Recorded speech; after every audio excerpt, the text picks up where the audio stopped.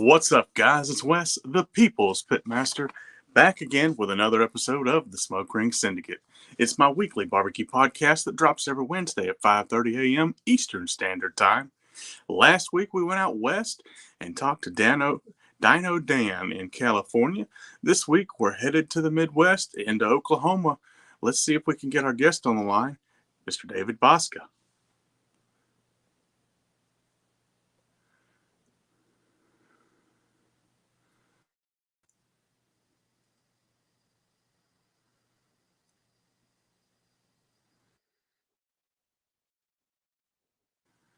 David, can you hear me? I can hear you, Wes.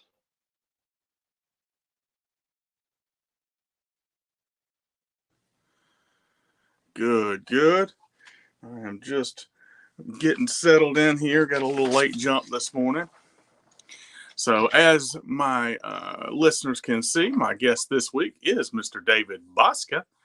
David, you're a two-time world championship barbecuer, correct? Yes, sir. Just kind of explain, kind of talk about who you are, and just kind of a brief overview of who you are and where they may have heard of David Bouska. Well, who I am is my wife's husband. There you go. I'm David Bouska. I'm out of Tanner, Oklahoma. In 2006, we started cooking competition barbecue. I've got 34 years in the meat business. I've ran meat markets, retail, owned and operated my own meat processing plant. Kind of lived that world, and I absolutely loved it. I never looked for another job. I just always loved cutting meat. That was I started that when I was 15 years old, and if it wasn't for barbecue, I'd probably still be doing it right now. Yeah, and I was going to say you started, I think, in the early '80s as a meat cutter / butcher, and that is how you came up with the name. I'm assuming the Butchers BBQ. Everybody's very familiar with your products. So, kind of walk me through. I mean, obviously, you were in the meat business for quite a while. And then I guess in 2006, you decided to start competing, or is that when you started, you were already competing by then and started doing your own rubs and sauces? Well, I shot competition archery, and I'd had a pretty severe back injury, and now I've had a handful of surgeries. And so, but in '06, I actually come across an ad in a newspaper that was talking about a competition barbecue. And I thought, I might could do that. Those old pale juices, I was still needing to win at something. And as I've said many times, I wasn't going to win at home. So I had to leave the house if I wanted to be the victor of any battle.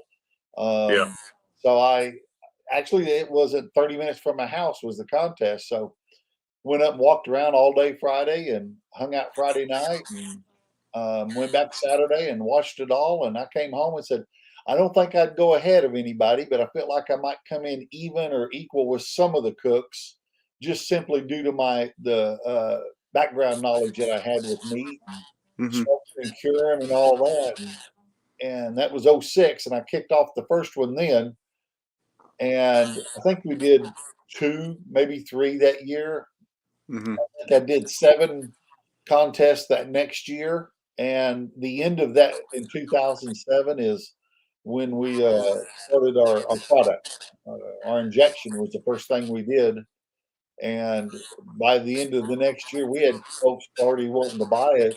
And yeah, one of your previous guests I was listening to on your podcast, Ray Lampy. Yeah. 07, he helped me with that a little bit.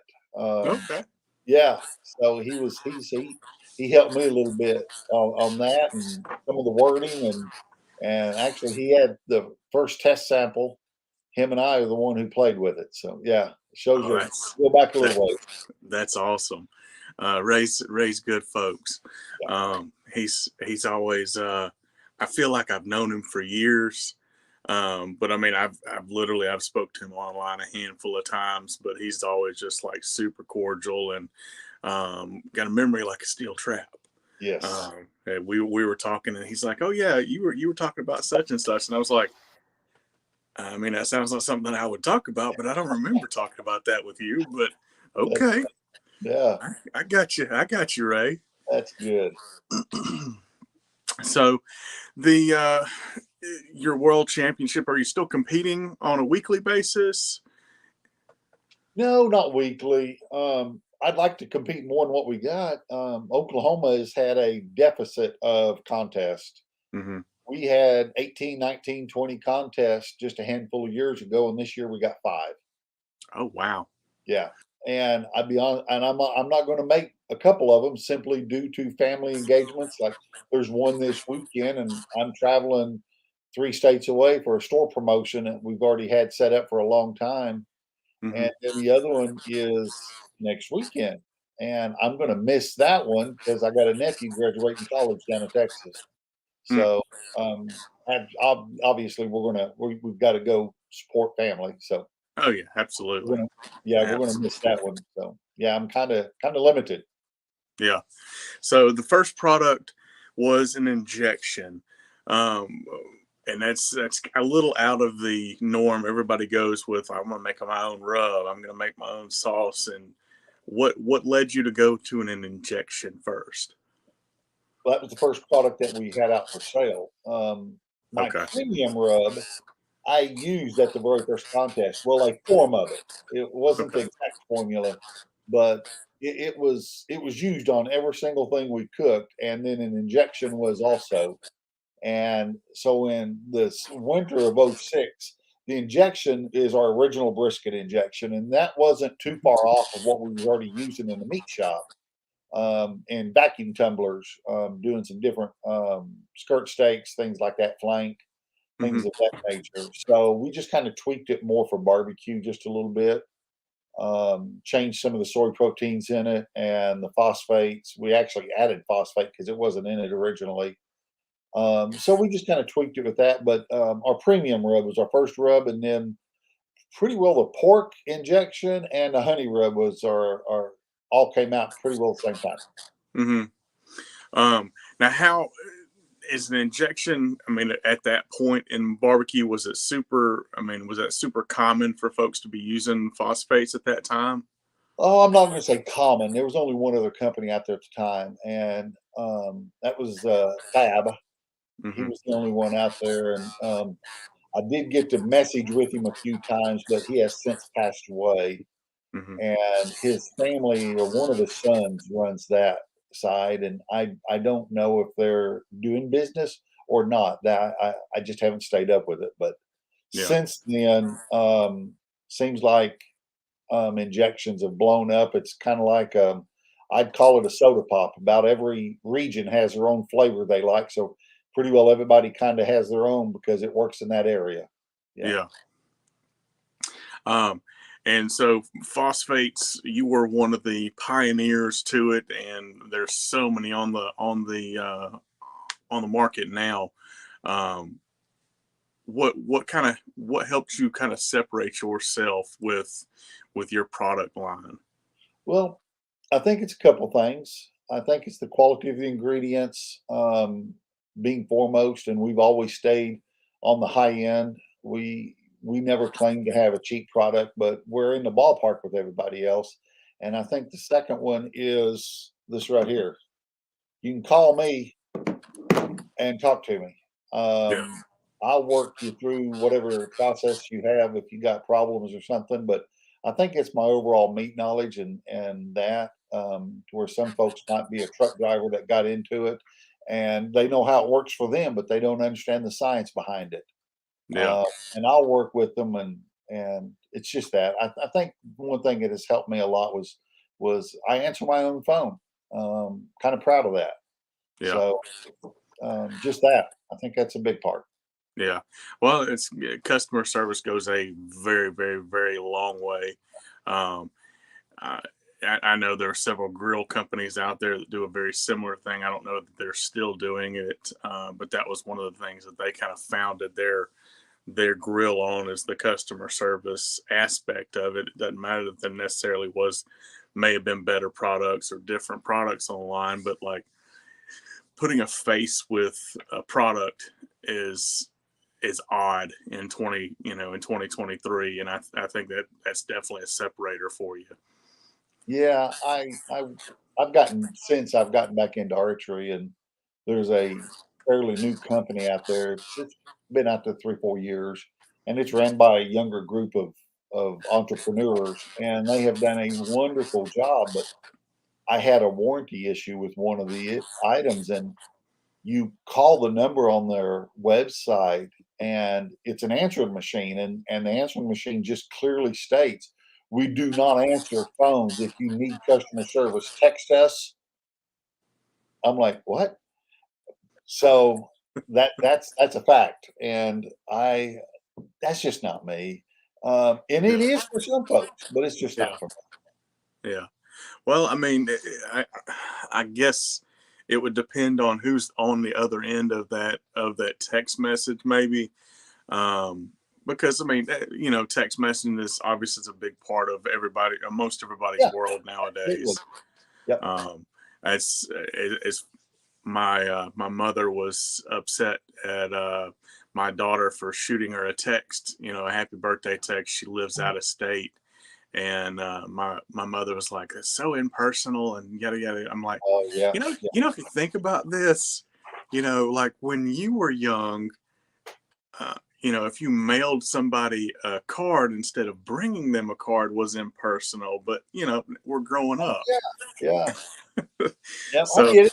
I get it, but, and there's a place for both, and I'm not saying that's wrong. Don't get me yeah, wrong, I don't say it's wrong. It's just not my style. yeah, So, that's just my choice to run my business is to answer the phone, I answer the emails, that's my world, yeah.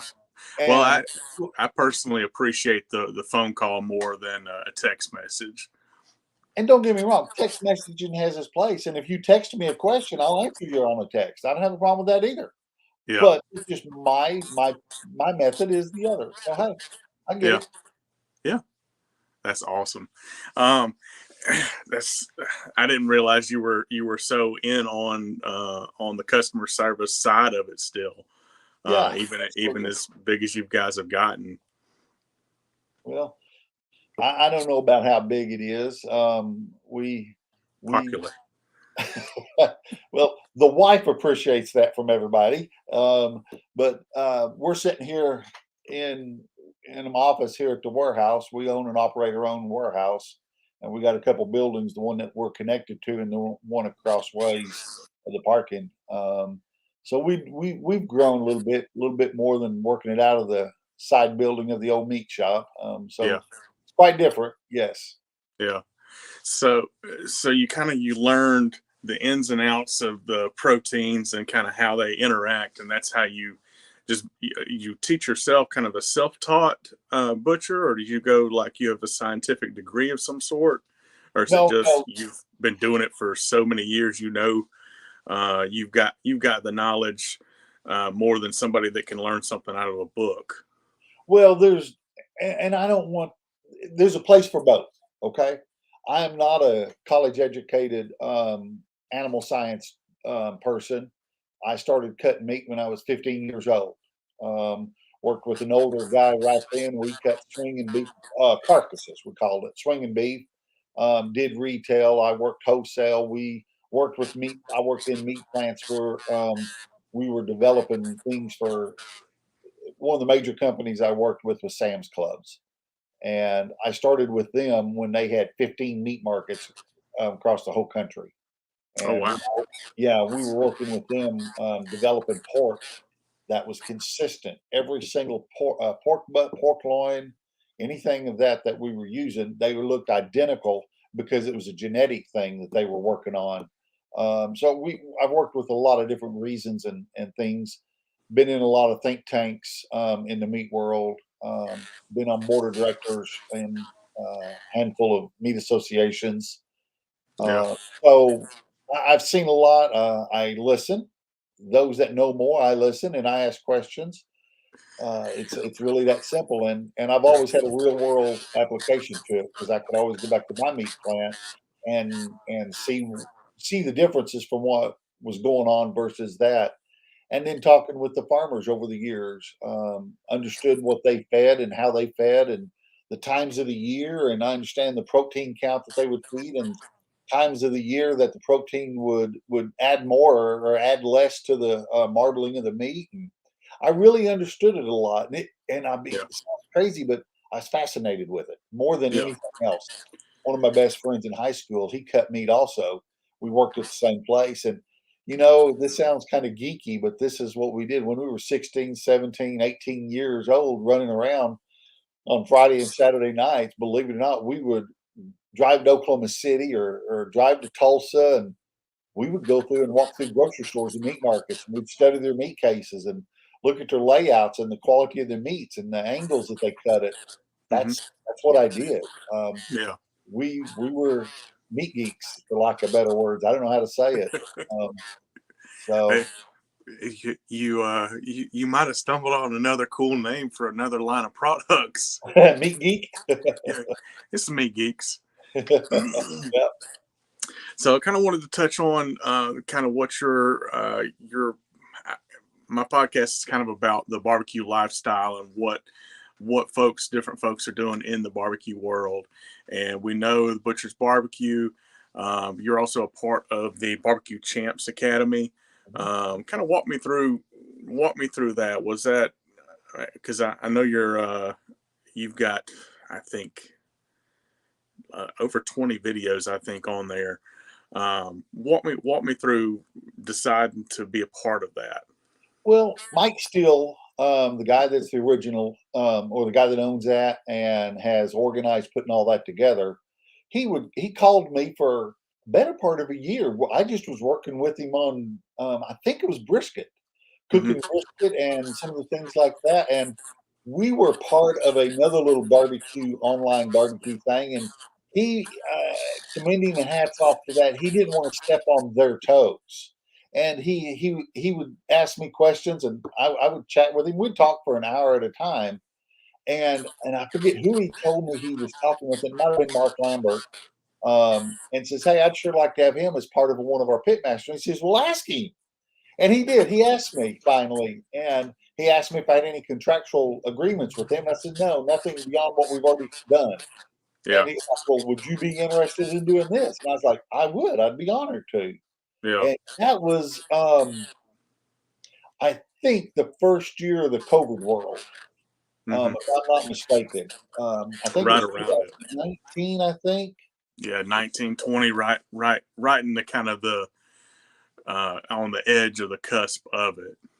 Yeah, I think that was it. And we just worked out the details, and not knowing what that was at that time of the deal.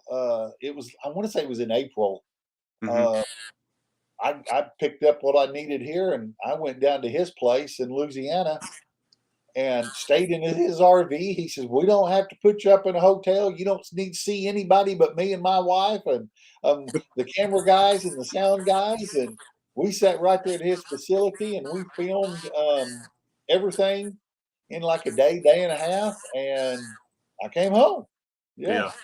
Well, a day and a half for all those videos. Wow. yeah, yeah. We were pumping them through pretty quick. It was a busy time. Yeah.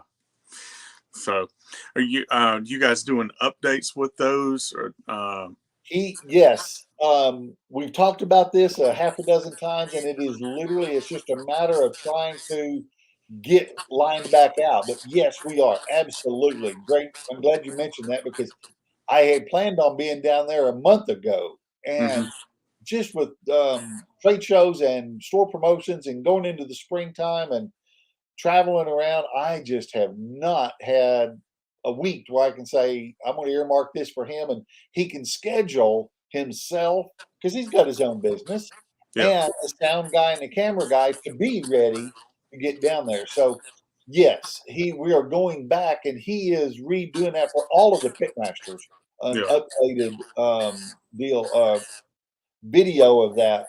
Not sure how it's going to look, but yes, the goal is to go back and update. And the great thing with that, and this is why I sold it and still sell it, is you can sit at your own home and watch it a dozen times now, next month, or the end of the year, or a year later, just whenever. and get to go back and take all the notes and all that. So it's a never ending class. And we've got a Facebook page for those that take the class. They can Mhm. ask questions, and I get in there and answer the questions. And so it's a win-win. Yeah. Well, and I mean, it's kind of, that's where the world is going. Yeah. Ease of access is a big thing. A lot of the original say the original pitmasters, like the most popular pitmasters that are still doing classes in person, like to go to the compound is an experience, but like there's so much information that comes out of you guys um, in that time period that you're going to miss half of it in the in-person thing, whereas with the way you guys are doing it, you go, well, hold on, what did he say?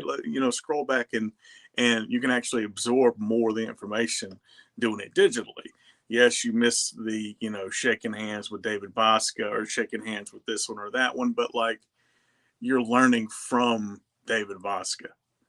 Like, David's the one who taught me how to do such and such. Yeah, and the last class I did was right around that time frame out in Tennessee again, at Byron Chisholm's, Bad Brad's, Mm-hmm. at Brock Byron, sorry, All right. um, his, Tennessee Ranch. Yeah, the We Butt held it Ranch. up there at his place, and that was the last live class that I'd done. I Yeah. had done several for the company up in Ponca City, Oklahoma, Cook Shack. Mm-hmm. That's smokers that I use, and I have done several with them and done some local here, um, where we did them local. And Todd Johns and I with Plowboys, we teamed up and did one up in Minnesota one time. Yeah. Um, did a class out in Arizona, for a contest actually. We did the contest the next day, but before that we did a class there, and I've done them out in California, um, in conjunction with another contest. So Yeah. I don't Yeah. mind doing them. I'll do Oh, them again. I'm still a huge fan of the live in person, but I can definitely see where the online has got a distinct advantage with the learning portion of it. Like it's not the same experience to be in person with you than it would be like we're chatting now. Yeah, Um, I agree. As much as I love doing the live classes, folks, that's a lot of work. There is a lot of work to that. So I like that online. yeah, you can just point them in that general direction, Yeah. and they can learn all they need to learn. So your barbecue lifestyle has gotten you out of the butcher world into the competition seasoning, backyard seasoning injections, the Barbecue Champs Academy. What else is on your plate? Grandkids, they're huge. They're great. We've got 8 grandkids. But just I love the day-to-day operations. I come in every day. My brother works and runs the warehouse side of it. I'm always in here promoting, trying to think of that one more new item. You know what I'm saying? Looking at the numbers, what's not selling, what is selling, how to promote, looking at the online advertising. Um, we we've launched a year and a half ago our brand ambassador program, and I've really um, like that. Those guys and gals are great. They're fun to chat with. Yeah, They're really good for what we do, and we don't ask much, but they sure give a lot. yeah, And we're always adding, but I'm not actively adding at this time. But I do post questions, and those guys will say, "Hey, you might go look at this guy or this team or this gal or something like that." So we're always doing that, yes. But yeah. It's love the online presence that they help assist with. Yeah, well, I say it's funny you should have mentioned the ambassadors. That was literally the next thing on my list. I was gonna say that's something new I haven't seen. Um, and a lot of companies do the ambassador stuff. And for those that don't know, An ambassador is kind of like somebody that reps your product, and there's a lot of different ones out there that do different things. Like you've got a charcoal company that makes it a huge announcement thing, and where they're, it's almost like a Hall of Fame type thing. And what what was it, just you needed more online presence, or what led you guys to go down the ambassador road? I just couldn't do it all. I mean, seriously, it's just that simple. I Yeah. got just so much time, and there's a lot of these folks that spend 2 or 3 hours in the mornings answering questions and comments and reading through Instagrams and Facebooks and TikToks, and as I do, but I don't have 2 or 3 hours to do that. Yeah. So I had asked a handful of friends, and hey, and I there's questions that or I'm sorry, there's things that I look at before I bring them online. I've got to, let's be real. You take a bottle of rub, it sells for $10. By the time I take the cost of the product out, my cost coming to me for shipping and tie up my investment sitting here in the warehouse, there's just not a lot of money in it. It's not like a grill that sells for $900 to $1,000. There's just, and for me to give away, let's say if they get 50% off, 70% off, or if it's free. I mean, Hmm. different companies offer different perspectives, but let's say they get two, three, $400 worth of stuff a year. Do you Hmm. understand how much profit margin? And you're talking, let's just say it's $300 worth of product. You're Yeah. talking, they have to generate between $3,000 and $3,500 sales for you to even cover the cost of goods that you gave them, not Wow. necessarily to make any money. Yeah. So there's a large dollar amount there. So when someone asks, "Hey, can I be a brand ambassador?" Well, I go on Facebook, Instagram, I do some homework. Yeah. If they've got 200 followers and I go down and look at their post, and 5 people are inquiring or like it, and go to the next post and it's 6, and go to the next one, and let's say it jumps to 12, that's not a lot of people that's going to generate revenue to see them cooking with the product. Yeah. I That's a, still have to be a business person, and I have to look at it that way. And that's just, you've got to. I've got to have someone when they make a post that 30, 40, 60, 150 people see it, and it's not the same aunt, uncles, and cousins that's hitting like. I'm being real here. yeah. We've we've got to spend our money where we can get our return. Yeah. If not, I'm spinning my wheels. Yeah. Well, I say that doesn't help business. That's not on the right side of the balance sheet, Yeah. otherwise. So, have you got anything new coming up? I know there's no new products. Any any upcoming events? I know you're going to be in Ottawa, Tennessee. This week. I think it's this week. Yeah. Yes, this week, this Friday or Saturday. This Saturday, we're doing a big deal there at the Owl's Nest, the barbecue store.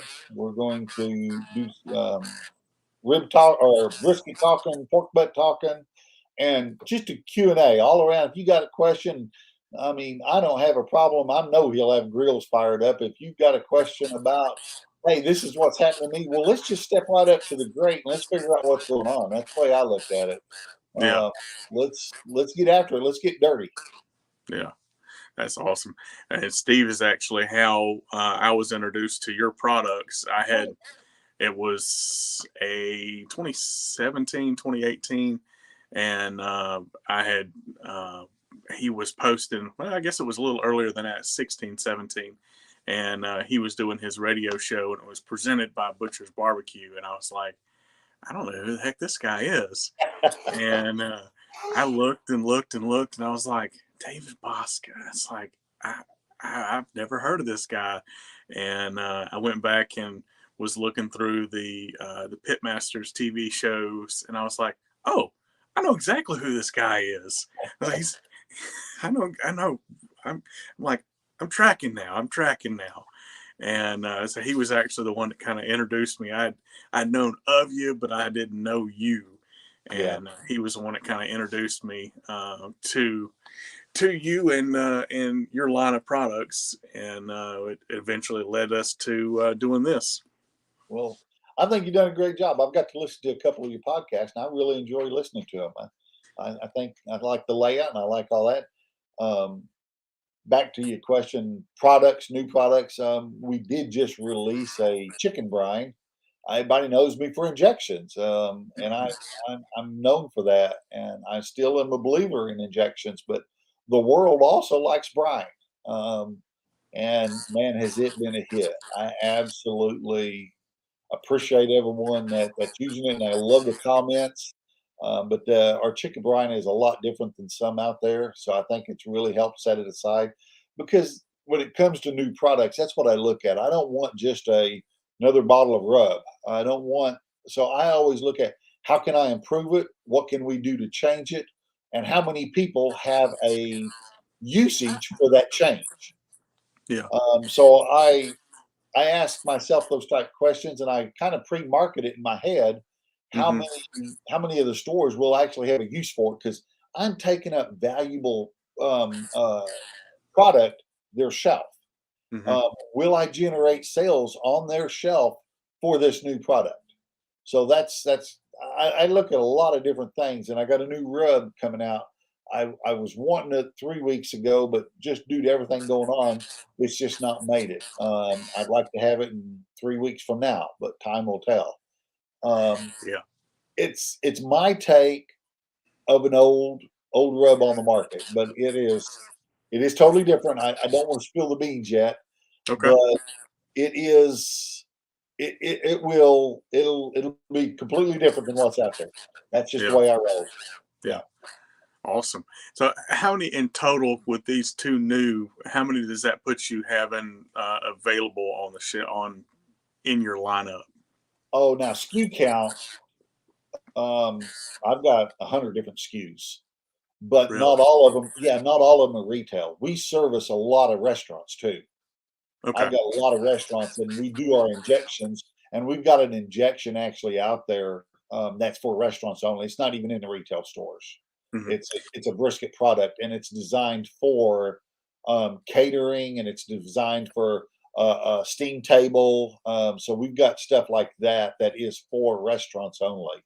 Um, Is and now is that labeled through the same Butchers BBQ, or is that a completely different company? oh, it's my product. It's our product. Yes. Okay.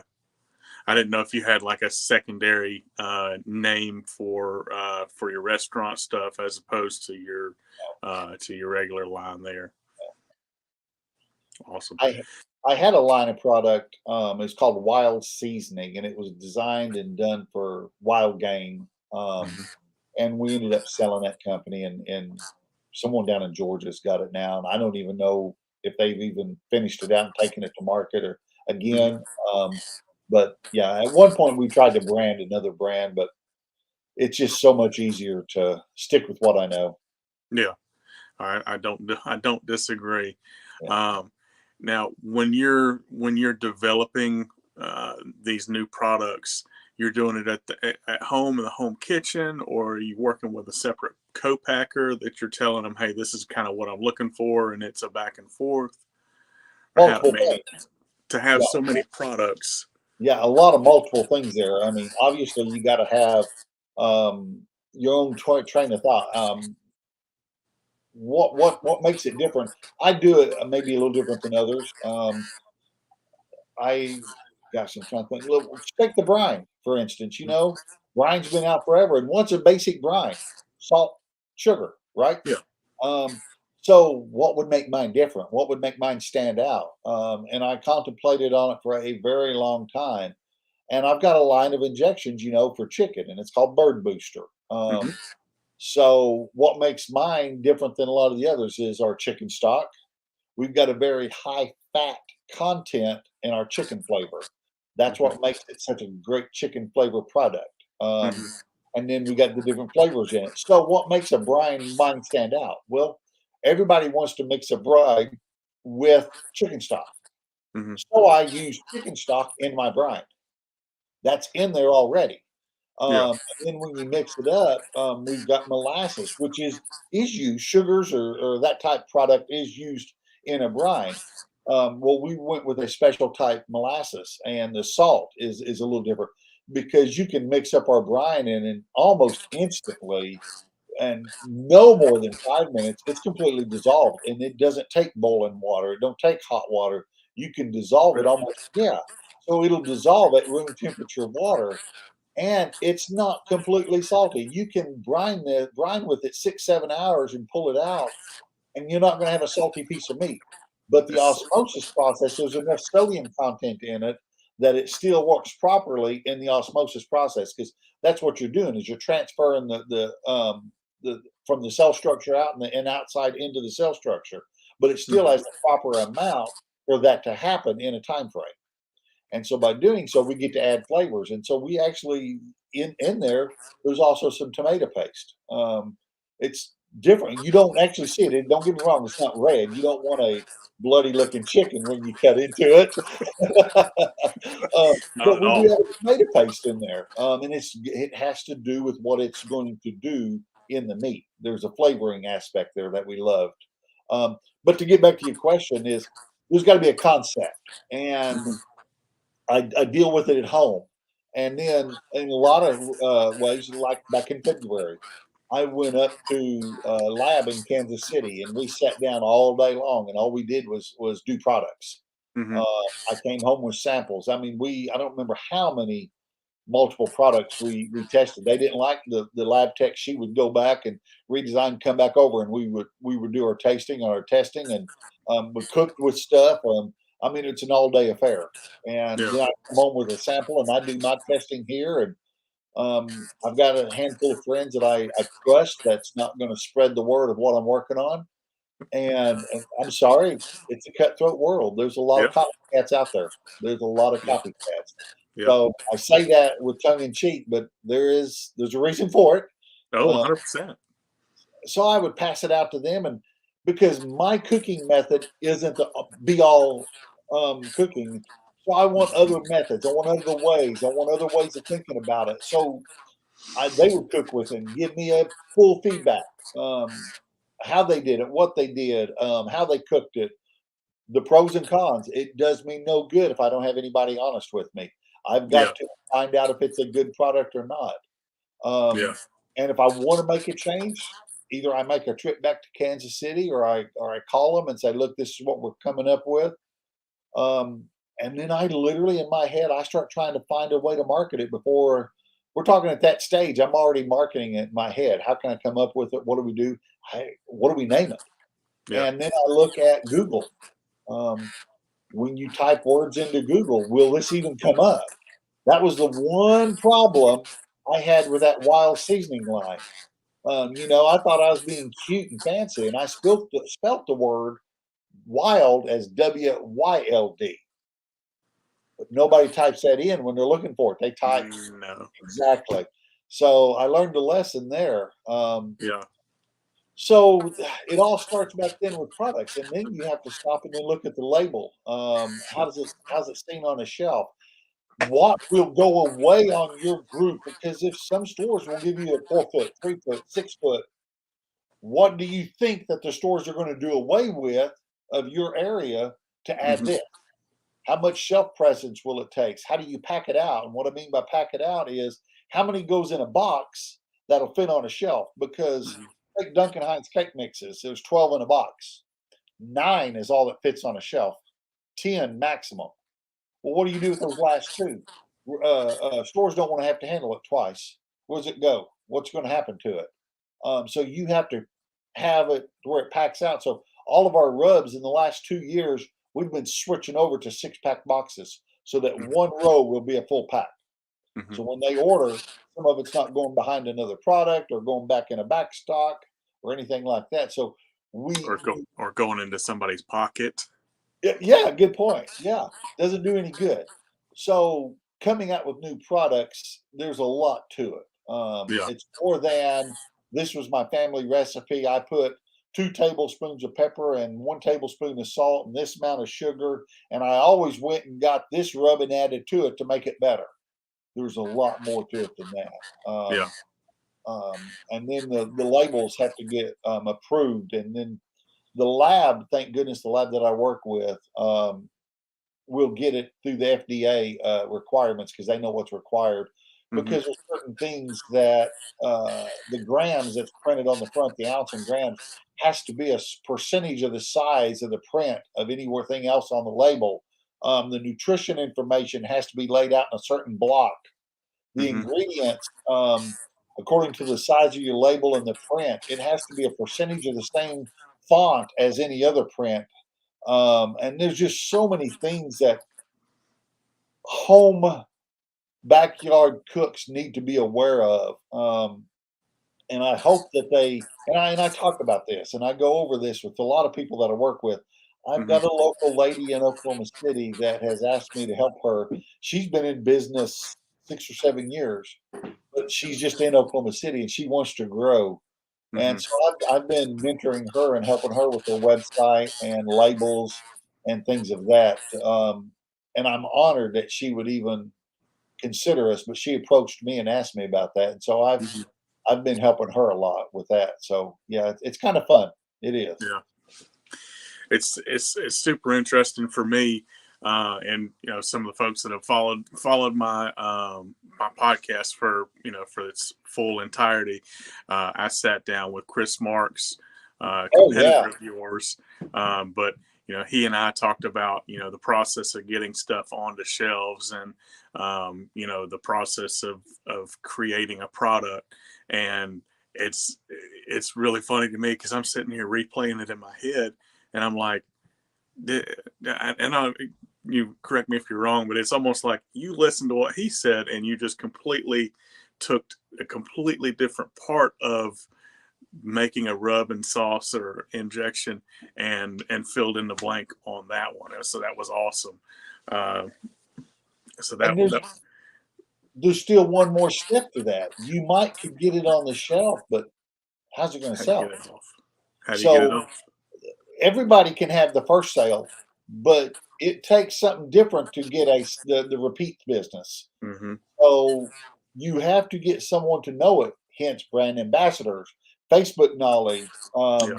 You have to get out and sell it in these stores. And educating the store owner is very important. The salespeople in there, shelf talkers, what we call shelf talker signs, for lack of a Mm-hmm. better word. There's so much point of purchase material that can go out. There's more than just getting a family recipe to a store. You might think, well, I can get to my local IGA or Mm-hmm. hardware store, and that's great. And it is great. And the Mm-hmm. locals will buy it. But if you've got aspirations to grow and want to make more than 25 pounds at a time, there's a lot to it. There's a little bit of business side. And Yeah. don't get me wrong, you have to find a number, what I call a number. What are you happy with? Mm-hmm. Sometimes staying small is good. Yeah. Just servicing the 1 or 2 stores in your area, that might be all you need, and I think that is absolutely wonderful, and that's how we all started. Everybody Yeah. started that way. Yeah. So just make that decision, because once you get to a certain size and you have to print labels a different way, you want to go out of state. Sometimes different products in your label require you to change your ingredients because you want to cross state lines. Mm-hmm. So just make that decision. What are you happy with, and just live with it. Yeah. So how big do you want to be? Yeah, yeah. Awesome. Well, I appreciate your time, David. I feel like this was super informative. I know I got a lot from it. I don't really have an aspiration to be a large rub sauce and injection purveyor, but I feel like I know a whole lot more than I did when we first sat down. Wes, I appreciate it. Thank you for the time. Absolutely, David. And we will let you go, and we'll catch up real soon. You bet. Take care, everybody. Thanks, Wes. All right, bye bye.